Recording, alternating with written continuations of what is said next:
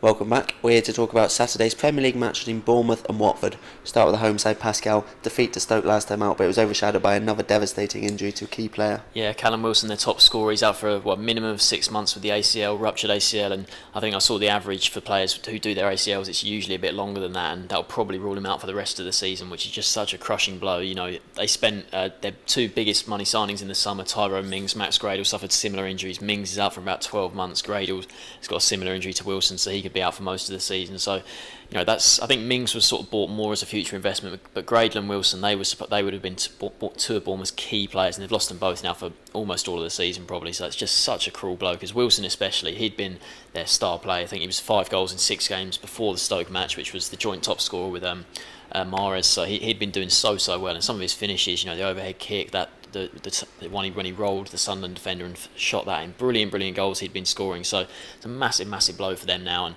you have to say the way they've been going, they're sitting 16th now, that without Wilson, that you think they might really struggle, because with his goals they look like they could maybe, you know, score against any team, but without him now it's just such a blow. Yeah, and obviously the result just compounded that misery. 2-1 defeat to Stoke. It's not the worst result they're going to have this season probably. Again, they made a game of it, and they look capable of mixing it with other teams, but as you say, without the goals of Wilson, it's hard to see them really getting any better than the 16th position they're in at the moment. They've had a pretty kind run of things in terms of fixtures at the moment, particularly at home. Villa and Leicester and Sunderland were their first 3 home fixtures, and obviously Leicester have done well so far this season, but the other two you'd expect, probably those were the two of the ones they would have seen before the game and thought, before the season, and thought 6 maximum points from there, but they've only got 4 points from possible 9 in that time. This one's another kind one this weekend against Watford. They'd perhaps be expecting another 3 points here, but they need to improve in these games with the teams in and around them in the table, because fixtures are going to get tougher from now on.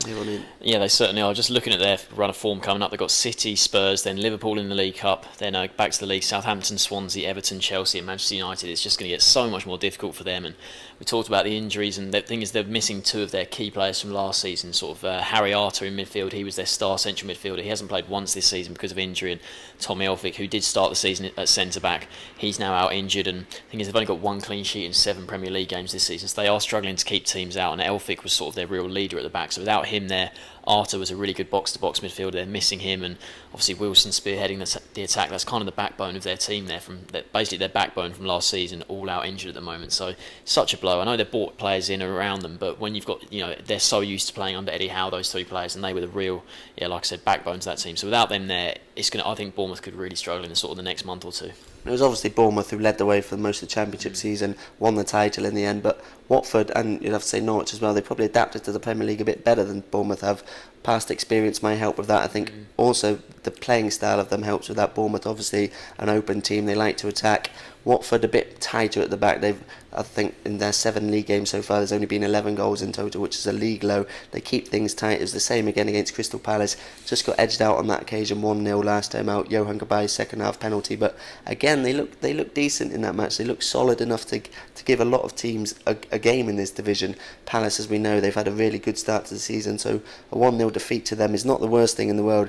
Back-to-back Premier League wins before that as well, so things are moving in the right direction for them. They're sitting 13th in the table now, which is a decent return for after 7 games of the season for them, and they'll be quietly confident of putting up a fight to stay in this division. Yeah, you talked about the sort of playing style of Bournemouth there. That's something that Quique Sanchez-Flores has come in and completely changed with Watford. You know, last season in the Championship, I know Deeney's been off the boil a bit in the Premier League this season, but Igalo, they did have Vidra as well, and players like Alman Abdi, Daniel Tozer scoring from midfield. They had goals all over the park, and just the lack of goals, both, you know, obviously they have shut up shop at the back as well, but the lack of goals going forward is a concern for them. I know Deeney, he's actually played quite well in a lot of games, but he's just not quite yet to get off the mark. And away from home, they've been, you know, okay in the league this season. They've won just 1 of their 4 away games. But if you look back to last season, they're playing in the league away from home. They've only actually lost 1 of their last 12 away from home. So they have been, you know, last season they were pretty good, especially at the end of the season. They finished the season so strong away from home, and they haven't quite been able to carry that forward this season. But we talked about Bournemouth struggles here, and I think this is a game Watford will definitely target as a winnable game. So 2 sides who came up. Do you see Watford winning it?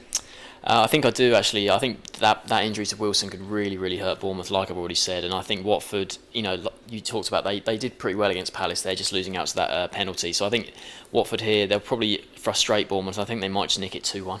It's a tough one to call, isn't it? But I think I'm going to go for honours even here.